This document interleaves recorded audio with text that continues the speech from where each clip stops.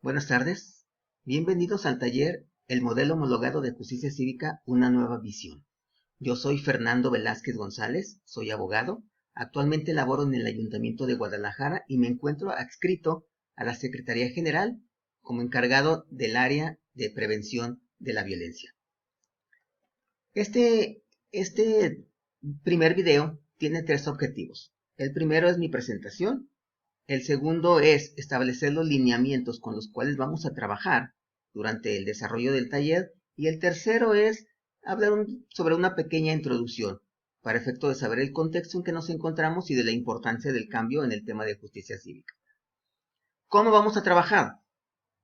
Lo vamos a hacer por medio de la herramienta Classroom. El periodo será del 10 al 14 de agosto. El horario, cada alumno determinará su horario de acuerdo a sus necesidades. Es decir, cada uno de ustedes organizará sus tiempos de entrada para estudiar los materiales y elaborar sus actividades.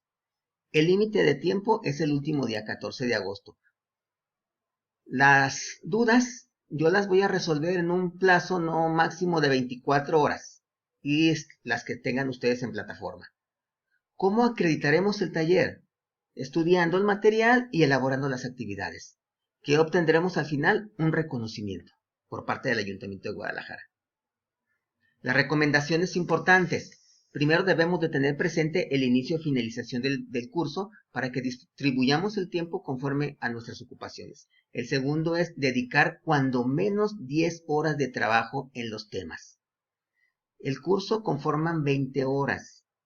Pero tomando en cuenta las circunstancias de cada uno de ustedes, se exige, se pide mínimo 10 horas, pero que sean 10 horas de calidad. También es importante que recordemos que en el aprendizaje en línea, el docente se convierte en un meramente facilitador. Ustedes se convierten en el protagonista de su propio conocimiento. El aprendizaje estará en sus manos, por lo que es necesario que tomen por iniciativa propia investigaciones materiales para profundizar en los temas. Para entrar en el contexto del conocimiento de la justicia cívica y de la importancia del cambio que se requiere actualmente en nuestra sociedad, pues necesitamos establecer un contexto, el contexto de cómo estamos en el tema de la violencia.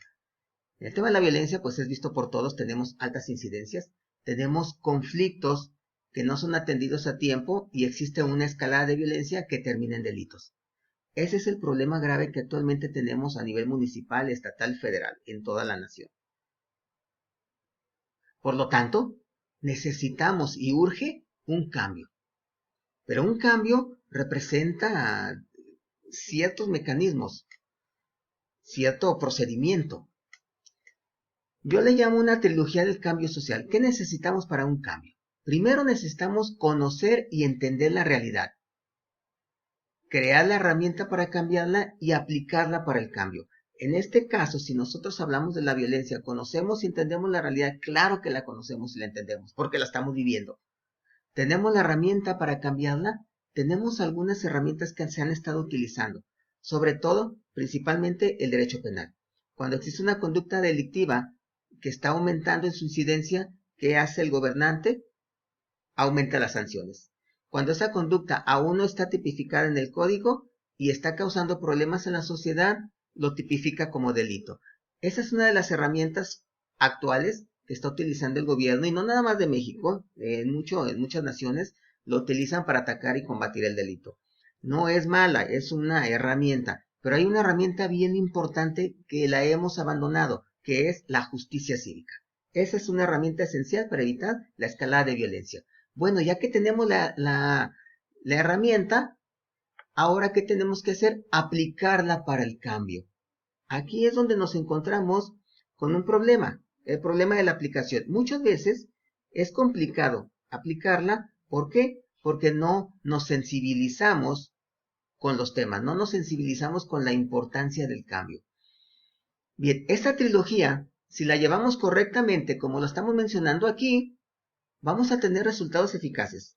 El problema estriba cuando creamos una herramienta, pero sin conocer y entender la realidad. Por lo tanto, esa herramienta no la vamos a poder aplicar.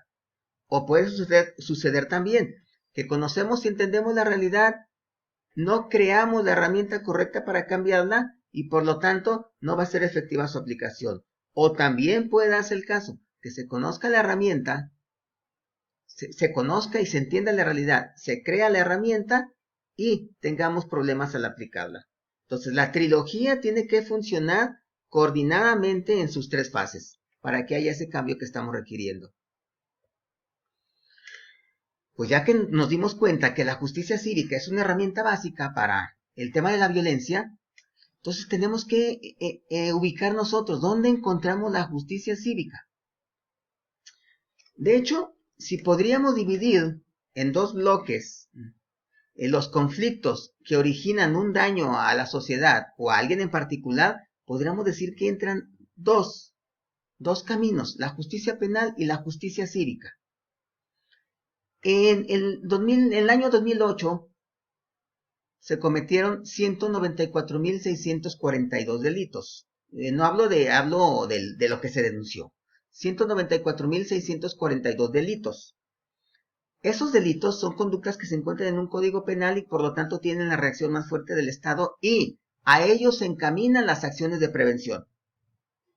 Pero el problema es que la mayoría de los conflictos, los pequeños conflictos, se originan dentro del campo de la justicia cívica. Es decir, aquellos hechos que suceden cotidianamente entre nosotros los ciudadanos, en la relación con nuestros vecinos, en la relación con nuestros amigos, en las relaciones de trabajo.